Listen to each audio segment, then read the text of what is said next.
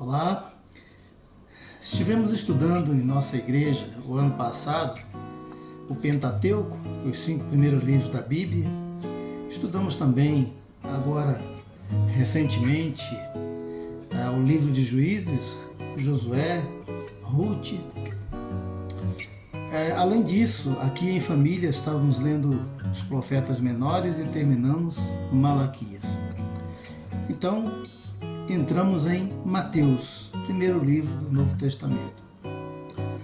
E aí, algumas coisas que a gente vai ligando as histórias a partir daquilo que a gente viu, a partir daquilo que a gente conhece. E gostaria de compartilhar alguma coisa hoje sobre a genealogia de Jesus. É assim que Mateus começa o seu evangelho, livro da genealogia de Jesus, filho de Deus, filho de Davi, e filho de Abraão. Ao lermos essa genealogia do Evangelho de Mateus aqui em família, nós chegamos a algumas conclusões, pensamos sobre algumas coisas, algumas aplicações, a partir daquilo que a gente já tinha visto do Velho Testamento. E é isso que nós gostaríamos de compartilhar, que eu gostaria de compartilhar com você. A primeira coisa que ficou marcada aqui é sobre a expressão de Mateus, né? E por que Mateus está falando de genealogia de Jesus? Porque ele escreveu o seu evangelho para os judeus. E ele era um israelita, né? De nascença. Então, ele estava escrevendo para o seu próprio povo, para a sua gente. Mas por que ele fala então dessa genealogia? Porque isso era importante para os judeus, a genealogia. Mas também tem um detalhe aí, né? Que é mais importante do que isso aqui dentro de Mateus, na minha maneira de entender. Porque Mateus era o mesmo Levi, que era cobrador de impostos. E Jesus o chamou para segui-lo e ele se levantou da coletoria de impostos e foi. Só que os cobradores de impostos, os publicanos, eram odiados pelos judeus, porque eles cobravam o imposto do seu povo a pagar ao Império Romano. Então eles eram odiados por isso, até porque às vezes esses publicanos cobravam além do que deveriam cobrar. Então imagine agora Mateus querendo falar que Jesus era o Cristo para os judeus. Bom, então ele tinha necessidade de se firmar ou se afirmar como um israelita, como um judeu também, mas agora crendo em que Jesus era o Cristo. Então ele precisava se defender. Então ele fala da genealogia dizendo, olha, nós encontramos dentro da nossa história tais e tais pessoas. Eu sou apenas mais uma delas. E que pessoas são essas que ele viu na genealogia de Jesus? Quais são essas pessoas que estão na genealogia de Jesus? Que lições podemos tirar? Quais são essas pessoas que Deus usou ao longo da história e que faz delas iguais a nós ou nós iguais a elas? Que Deus pode ser trabalhadas também por Deus. Mas antes de falar dessas pessoas, quero falar que também percebemos que o Evangelho de Mateus faz um elo de ligação muito forte com o Velho Testamento.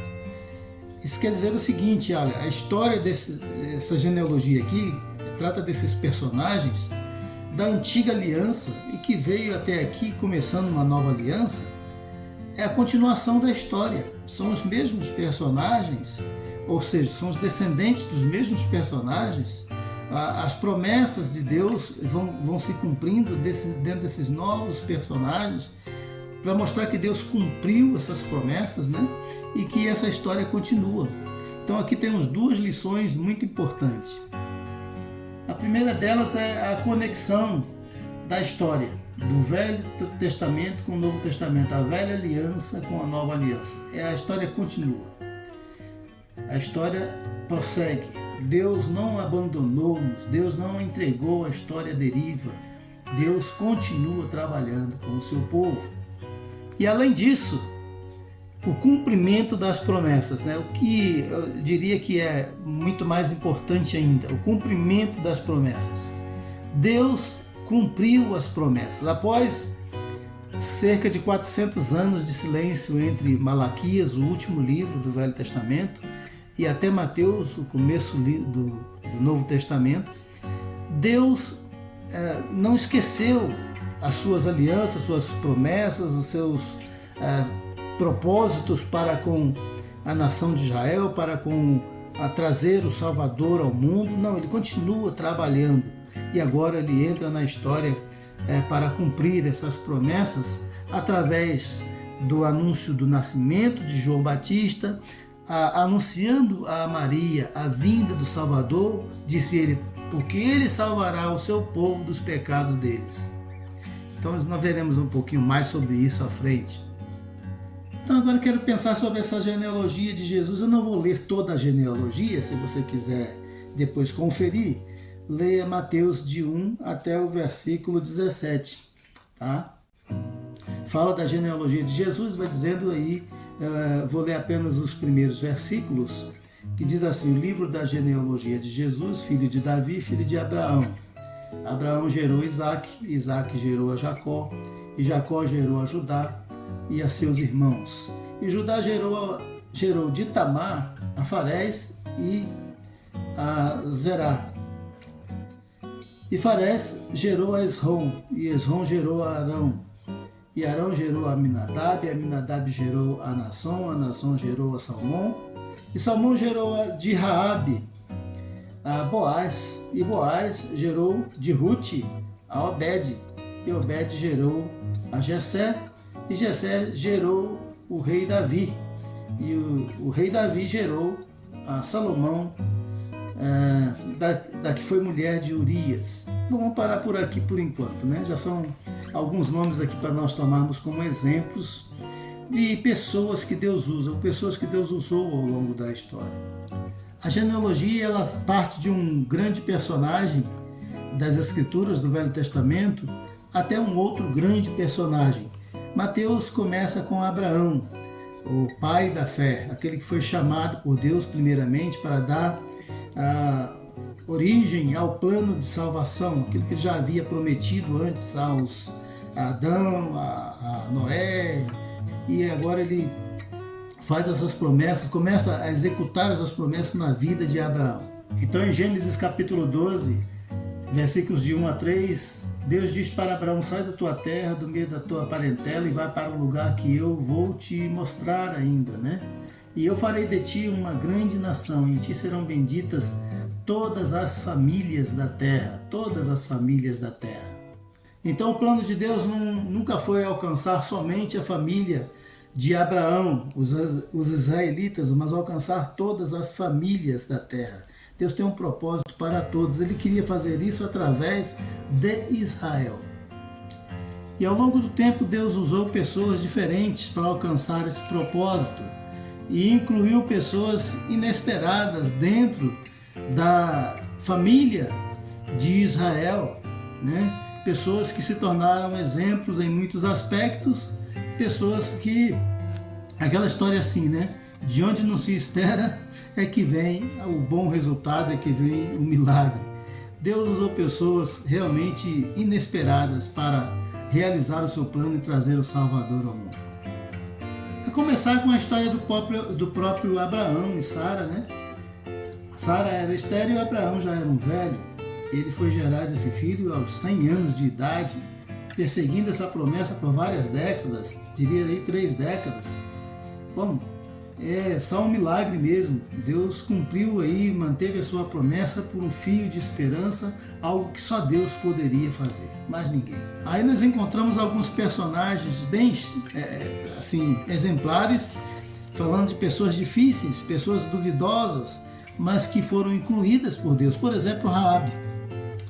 Aqui no versículo 5 diz que Salmão gerou de Raabe a Boaz, e Boaz gerou de Rute a Obed, e Obed gerou a Jessé. Então temos 2 personagens aqui interessantes, né? Raabe tinha sido uma prostituta, ela morava sobre os muros de Jericó, era provavelmente uma sem-teto, né? Morava sobre os muros de Jericó, e ela era uma prostituta. Mas quando ela soube que os israelitas estavam para invadir a cidade e chegaram 2 espias lá enviados por Josué capítulo 2 fala sobre esses espias, então ela acolheu esses espias, escondeu-os em sua casa para que eles não fossem mortos pelos o povo de Jericó.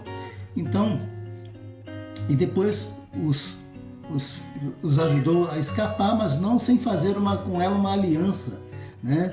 Ela propôs uma aliança com ele que salvaria ela e a sua família no dia que eles invadissem Jericó. Então essa aliança foi muito importante para ela, mas foi muito importante também para o povo de Israel, porque ela salvou a sua vida, salvou a sua família e entrou para a família de Israel, porque a partir dali ela teria que viver sobre os mandamentos de Deus, sobre as leis de Israel, né? As leis que Deus tinha dado para Israel, os 10 mandamentos e tudo mais, estatutos e regimentos, né? Testemunhos que tinham o povo de Israel. E ela então teve que viver sobre essa nova aliança, para ela uma nova aliança, né? Para ela uma nova realidade, viver sobre um único Deus. E nós notamos que está aqui no versículo 5, essa Raabe, na genealogia de Jesus. Ela não era israelita, ela era uma estrangeira, ela era uma cananeia, morava em Jericó. Mas foi incluída dentro da genealogia de Jesus. Olha, uma coisa impressionante, né? Como Deus inclui os povos através dos fatos históricos, dos acontecimentos históricos. Deus vai pegando, não, você eu quero, e trouxe Raabe para dentro da família de Israel. E isso era aceito pelos israelitas, as histórias todas. E Mateus deveria estar se perguntando, mas por que vocês me rejeitam? Porque eu fui um publicano? Eu sou israelita, a outra era estranha, era estrangeira e Deus aceitou e nós aceitamos nossa história. Está aí, nós não negamos isso. Então eu também sou um israelita, eu também sou aceito por Deus. Poderia ser que Mateus estivesse usando esse argumento, esse é o que eu estou aqui conjecturando, né? A outra mulher, a Ruth, uma personagem impressionante. Ela era também uma moabita, e havia até uma lei, está no livro de Deuteronômio, que proibia a entrada de moabitas na congregação de Israel, dentro do povo de Israel, os moabitas e os amonitas, porque eles negaram passagem para Israel quando Israel peregrinava pelo deserto rumo à terra prometida. Teria que passar pelas terras deles e eles não permitiram. Israel teve que dar voltas maiores ainda para chegar ao seu destino. E por isso havia uma lei de Deus que proibia a entrada deles na congregação de Israel. Mas essa Ruth, ela se mostrou um personagem brilhante, uma mulher com a marca da fidelidade, do compromisso com as pessoas e com Deus, de modo que ela chamou a atenção do escritor pelo seu exemplo. Acredita-se que o escritor tenha sido Samuel, e até talvez Samuel querendo justificar a escolha de Davi por Deus, né, para ser o rei de Israel. Deus o escolheu para ser rei, mas quem era Davi? Quem era os seus passados? Ele era filho de quem? Descendente de quem? Então ele era filho, tinha na sua descendência uma moabita, uma mulher moabita. Essa mulher se tornou da descendência de Jesus também. Então ela foi incluída na família de Deus, foi incluída na família de Jesus. Entende isso? Então por isso Mateus está tratando desses assuntos aqui. Por que Ruth foi aceita? Ela era uma moabita, casada com um dos filhos de Elimeleque e Noemi. Acontece que Elimeleque morreu, os 2 filhos que eles tinham também morreram, e ficaram as viúvas, Ruth, Noemi e Ofra. Então Ruth falou, olha, eu vou voltar, a Noemi falou, olha, eu vou voltar para minha terra, fiquem vocês, vão para a casa dos pais de vocês, eu não tenho mais filhos para vocês se casarem, não tem mais esperança. Então Ofra voltou, mas Ruth disse, eu não vou te deixar, eu vou contigo. Onde você repousar, eu vou pousar, onde você morrer, eu vou morrer, o seu Deus será o meu Deus, o seu povo será o meu povo. Vai ser assim agora, Ruth, Noemi. A Ruth não aceitou deixar Noemi, mostrou o compromisso dela com a pessoa, né? de uma nora para com uma sogra. Veja bem, né? A gente faz piada com sogra, com nora, mas essas aqui esse exemplo aqui foi um exemplo extraordinário, que merece ser seguido, inclusive um exemplo para as sogras e para as noras no dia de hoje. Então, a impressão que eu tenho foi essa, que o escritor Samuel olhou para trás, para a história e falou, não, olha aqui, olha, tem na descendência de Davi uma pessoa estrangeira, mas essa pessoa, olha só o caráter dessa pessoa, olha só o que tipo de pessoas que Deus usou, que Deus trouxe para o nosso povo, para dentro do nosso povo, de fazer inveja a muitos israelitas, de deixar para baixo muitos israelitas, porque muitos não tinham a mesma conduta de fé, de honradez, de princípios, de moral, que encontrou-se em Ruth. Infelizmente, né? Havia muitos que não tinham o mesmo padrão de conduta. Então, essa questão de estrangeiros, né?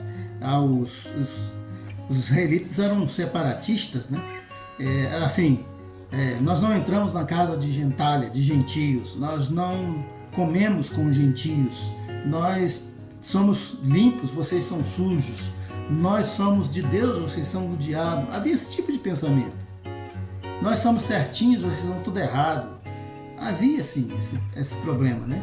Não sei se hoje Israel ainda tem esses preconceitos, mas naquele tempo era assim, isso era tão forte que até o próprio Pedro, Jesus teve que dar uma visão para ele, para dizer, olha, vai na casa de Cornélio, porque Cornélio era um estrangeiro, mas era um homem temente a Deus. Não era um israelita, mas era um homem temente a Deus. E fazia as orações constantemente. Jesus falou, vai lá, falar com esse homem da graça, da minha graça, do meu poder, da minha salvação. E então, Pedro foi, mas não sem uma visão primeiro, Deus mostrando numa visão que Pedro não deveria considerar sujo o que Deus limpou, né? Então Pedro foi à casa de Cornélio. Cornélio tinha preparado tudo, convidou os amigos e vizinhos para ouvir a mensagem do Evangelho, e Pedro pregou lá a palavra de Deus, e o Espírito Santo desceu sobre eles. Então Pedro concluiu aquilo que o Deuteronômio já tinha ensinado, né? Que Deus não faz acepção de pessoas. Deus não faz acepção de pessoas. Isso é algo que nós precisamos guardar.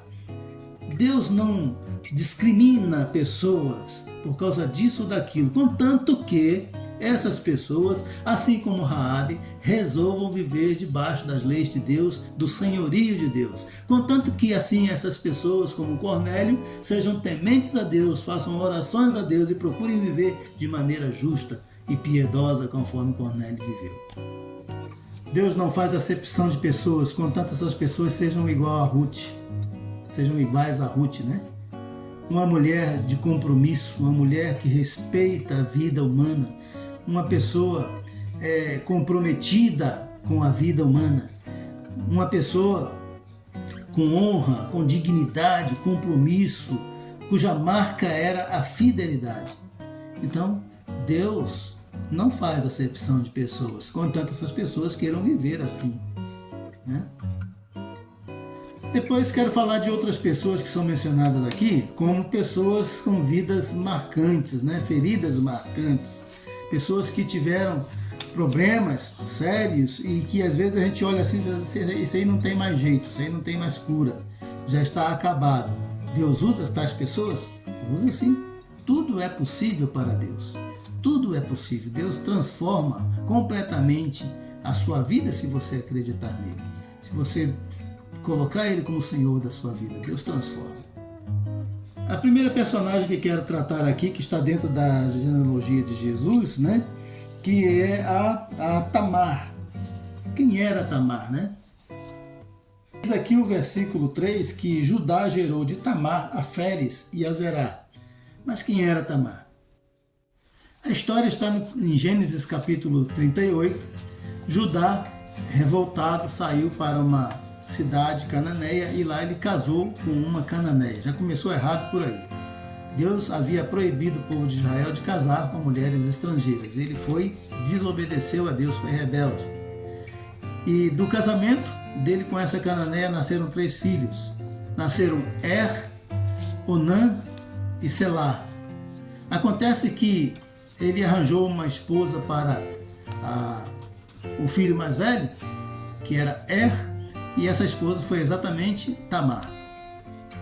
Mas diz as escrituras que era um homem mau, e por isso Deus o matou.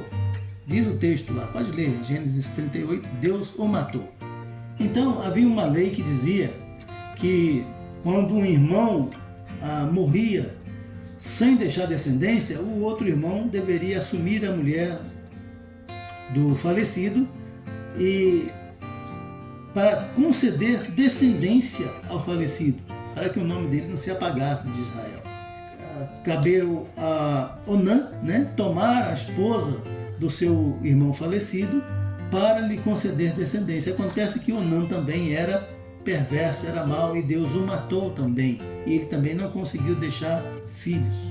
A questão da descendência era fundamental, deixar uma descendência era fundamental para o povo. Eles tinham promessas e queriam que as suas famílias, seus descendentes, estivessem incluídos dentro dessas promessas de Deus. Então agora recairia sobre o filho mais novo, Selá. Só que Selá era muito jovem ainda. Então Judá disse, olha, vai para a casa do seu pai e fica lá até Selá crescer. Aí eu darei você a ele para que você tenha descendência, para que você então consiga descendência ao filho, ao que havia morrido o primeiro marido. Só que o tempo passou, Selá cresceu, Tamar viu que Selá cresceu e nada aconteceu.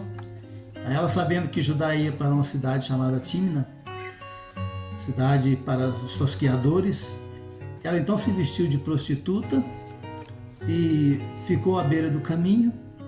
E Judá indo passando lá, a sua esposa já havia morrido, com certeza estava carente. Ele então quis ter relação com ela como prostituta, só que ele não tinha dinheiro, não tinha com que pagar. Então ela propôs o seguinte, me dê garantia, seu anel, seu selo e o seu cordão, seu cajado, me dê o seu anel, seu selo e seu cajado. E assim eles tiveram relação, quando foram embora, cada um para o seu lugar, ela engravidou. Muito tempo depois, ele ficou sabendo que ela estava grávida. Foi anunciado a ele, olha, Tamar, sua nora, está grávida. Então ele pensou, olha, ele adulterou e a condenou a ser queimada. Era assim condenada as mulheres adúlteras. Só que aí ela pegou o cajado, o anel, e o selo e disse para alguém, vai lá e diga para ele o seguinte, eu estou grávida da pessoa de quem pertence essas coisas. Então ele olhou e falou, realmente ela é justa e eu que sou injusto. Porque ele não sabia, quando teve relação com ela, que era Tamar. Ela estava vestida de prostituta e isso era o seu disfarce, para que ele não a reconhecesse. Então nós temos aqui a história de uma mulher que foi violentada praticamente, Foi violentada. O seu primeiro marido era ruim, o segundo era ruim, o sogro abusou dela, tratou com indignidade, a julgou sem ter culpa, sem que ela tivesse culpa nenhuma. Foi injusto, uma mulher que sofreu injustiças, uma mulher que foi maltratada. E essa mulher agora ela está na descendência de Jesus, ela faz parte da família de Jesus. Veja, Judá gerou de Tamar a Féres e a Zerá. E Féres gerou Esrom, e Esrom gerou a Arão. E assim foi. E até chegar a Davi e até chegar a Jesus. Então, o que nós temos daqui, Pessoas com a vida ferida, como foi Tamar, elas também são aceitas por Jesus, elas são trabalhadas por Jesus, embora o caso delas sejam difíceis, mas elas são aceitas se elas têm honra, se elas têm dignidade, se elas tratam a Deus com sinceridade, com verdade, procuram agir direito. Então Deus abençoa, com certeza. Os outros personagens, vão tomar 3 de uma vez, porque são da mesma família, Davi, Betseba e Salomão. Vocês sabem que Davi ele cometeu um grande pecado, né? Em 2 Samuel capítulo 11, se não me falha a memória, está lá registrada a história de Davi. Ele comete um pecado com Betseba. Na verdade, ele foi um pecado horrível, né? Ele tramou um assassinato para poder justificar um adultério, né? Ou se é que tem justificativo um negócio desse. Mas é isso, é aquela coisa, né? Eu sou rei todo-poderoso, posso fazer o que quiser, eu tenho o aval de Deus, mas não é bem assim, né? Não é bem assim, não tem. Não é desse jeito conforme ele estava pensando. Então ele foi lá e tramou a morte de Urias para ficar com a esposa de Urias, a Betseba, porque ele viu a mulher, disse que era muito bonita, então eu vou querer mais essa, porque já tinha outras, né? Para que ele queria mais uma? Então ele toma a mulher de Urias, trama o assassinato de Urias, trama a mulher de Urias, mas Deus estava vendo tudo isso e enviou o profeta Natã para dizer, olha, em outras palavras, vou resumir aqui para o vídeo não ficar muito longo, né? Você abusou, abusou do seu poderio, tomou o que não lhe pertencia, e você tendo muito, por que fez isso, né? Você foi reprovado por Deus por causa disso. Só que Davi, ele conhecia uma fraqueza de Deus, né? A gente fala assim que Deus é forte, Deus é todo-poderoso, Deus não tem fraqueza nenhuma, mas Davi descobriu uma fraqueza de Deus. Porque o Salmo 51 é o Salmo de Davi caindo em si, tocado pela palavra profética de Natã. Aí ele diz, ó Senhor, cria em mim um coração novo, renova em mim um espírito reto, versículo 10 do Salmo 51. Depois no versículo 17 ele fala dessa fraqueza de Deus, né? Ele diz, a um coração quebrantado e contrito não resistirás, ó Deus. Ele descobriu que Deus não resiste a um coração quebrantado e contrito, quando a gente se arrepende sinceramente, quando a gente realmente, né, em verdade, em espírito e em verdade, a gente coloca diante dele a nossa sinceridade, nosso arrependimento. Ele não despreza isso, não tem como, porque Deus é misericordioso demais. Então ele nos perdoa. E Davi tinha descoberto isso e revelou, deixou escrito lá, para que a gente também saiba dessas coisas, para que a gente conheça essas coisas. Então ele se quebrantou diante de Deus, Deus o perdoou, mas não sem as consequências do pecado. Diga-se de passagem isso, né? Porque às vezes nós queremos ser perdoados e não queremos nenhuma consequência, mas o nosso pecado tem consequência. Deus nos perdoa, Deus nos aceita, Deus nos salva. Nossa alma está salva, nosso espírito está salvo, nossa vida eterna está nos garantida. Mas as consequências do pecado, nem sempre somos impedidos dela. Às vezes até somos, mas nem sempre. Muitas consequências vêm sobre nós, ou dos nossos pecados, o respingo dos pecados daqueles que estão à nossa volta, nossos parentes e familiares, que respingam sobre nós. Quer ver? Davi pecou, mas Deus disse para ele, olha, agora a espada não sairá da sua casa, 2 Samuel capítulo 12, versículo 10. Quer dizer, isso refletiu em toda a sua família. Aí, por isso que eu falei de Davi, Betseba e Salomão, porque eles são resultados dessa herança de desobediência de Davi. Né? Porque Davi, Betseba, por que Betseba não entra nessa? Por quê? Porque Davi era homem, sobre o homem recai maior responsabilidade. Também ele era rei, sobre o rei recai maior responsabilidade. É sobre esses que Deus vai cobrar mais severamente, homens e homens de autoridade. Porque o homem já é um homem que Deus deu autoridade simplesmente pelo fato de ser homem. E você quer ser homem? Ser homem igual Jesus foi. É o homem aprovado por Deus, nosso modelo. Se eu quero ser um homem verdadeiro, tem que ser igual Jesus foi. E Jesus não andou por aí tirando proveito das situações, abusando da autoridade que tinha. Não.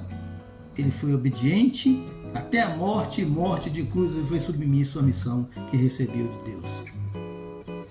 Então, o pecado de Davi respingou em Salomão, em Betseba, em toda a sua família, todos os demais filhos e até sobre todo Israel. Israel perdeu muitas bênçãos por causa do pecado de Davi, por causa das falhas do rei Davi. Depois, o Salomão, a mesma coisa, né?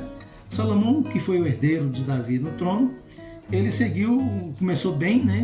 Pedindo a Deus sabedoria, mas depois ele se descambou para a desobediência, se descambou para a rebeldia, bancando o menino todo-poderoso.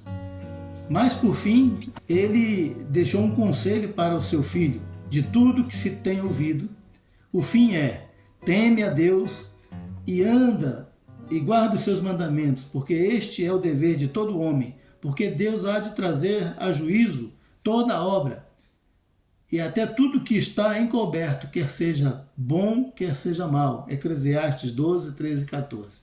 Então veja, ele, ao final da vida, ele se reconciliou, ele tomou a consciência de que o melhor na vida é obedecer a Deus e guardar os seus mandamentos. Pois bem, lá estão Davi, Batseba e Salomão na genealogia de Jesus, pertencente à família de Jesus, apesar de todos os seus dramas, todos os seus erros, todos os seus pecados cometidos, apesar de todas as suas falhas, lá estão eles, na genealogia de Jesus. Salomão abusou casando com mulheres estrangeiras, como se uma não bastasse, teve 1000, né? 700 princesas e 300 concubinas. Suas mulheres o levaram a adorar outros deuses, e aí a grande ofensa foi essa, né? A grande ofensa de adorar outros deuses, quando ele já havia recebido tanto de Deus, revelações, bênçãos sem medidas, ele ter que se prostrar diante de deuses que deuses não são coisa nenhuma, são invenção humana. Mesmo assim, porque no final da vida ele deixou bons conselhos para o seu filho, conselho que com certeza estava tentando viver, né? Ele está lá incluído na genealogia de Jesus. Então, resumindo, né, ou aqui finalizando, a genealogia de Jesus, conforme Mateus, vai fazer uma conexão do Velho com o Novo Testamento, né? Mostra que Deus continua trabalhando na história para cumprir as promessas.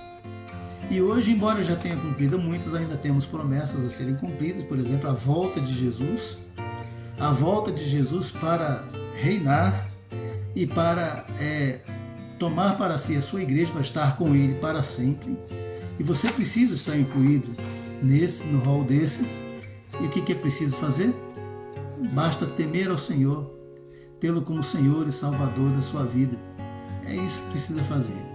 Depois de 400 anos de silêncio sem profecias, Deus ressurge na história com o anjo anunciando a Zacarias o nascimento de João Batista, e também o anjo anunciando a Maria a vinda do Salvador. Disse ele será chamado Filho do Altíssimo, será de semente divina, de semente de Deus, não de homem. Ele será para salvar o seu povo dos pecados deles, aqueles pecados horríveis cometidos, como os pecados de hoje que são cometidos, como todos os pecados só são expiados por esse Salvador que Deus enviou ao mundo, esse que foi anunciado a Maria. Então está chegando, Deus está cumprindo essas promessas. Então Deus cumpriu essas promessas e Jesus disse que vai voltar um dia. Ele prometeu voltar e vai voltar, está perto da volta dele. Você precisa crer nisso. O apóstolo Pedro diz que nos últimos tempos muitos estarão dizendo: olha, já faz muito tempo que estão falando nessa história que Jesus vai voltar e ele não vem. Passaram-se as histórias, né? Em outras palavras está falando isso, está falando aqui com as minhas palavras, as pessoas desacreditando que Jesus vem, mas Jesus vem. Jesus não esquece, Deus não esquece as suas promessas, ele tem um plano e vai executar todo esse plano no mundo, no planeta Terra. O planeta Terra está na lista de ação da agenda de Deus, né? Uma agenda muito positiva, inclusive, né? Trazer a salvação, trazer a restauração completa, total, universal, com o reinado de Cristo.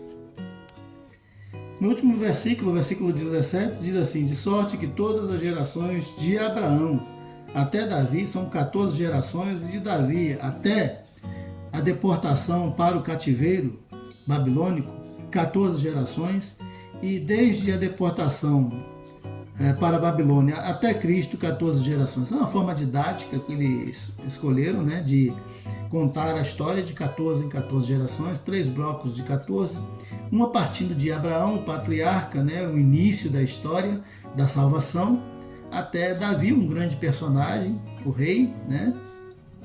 O rei Davi é um nome também impressionante, porque ele é citado até no livro de Apocalipse, né? Jesus é o filho de Davi, então está lá Davi, as promessas estão sendo cumpridas até o final da história. Deus está cumprindo as promessas feitas a Abraão, a Davi, e depois de Davi até o cativeiro babilônico, e do cativeiro babilônico até Cristo. É uma forma mnemônica de lembrar a história, de contar a história. Então é isso, gente. Deus aceita pessoas assim como eu, como você, de qualquer nação, de qualquer tribo, dos povos da terra, sejam indígenas, sejam africanos, sejam japoneses, quaisquer pessoas Deus aceita. Basta que queiramos viver sob o senhorio dele. Tem muita gente querendo a salvação de Deus, mas vivendo sob o seu próprio senhorio. Assim não funciona assim. Nós temos que aceitar o senhorio de Deus. Deus abençoe a sua vida.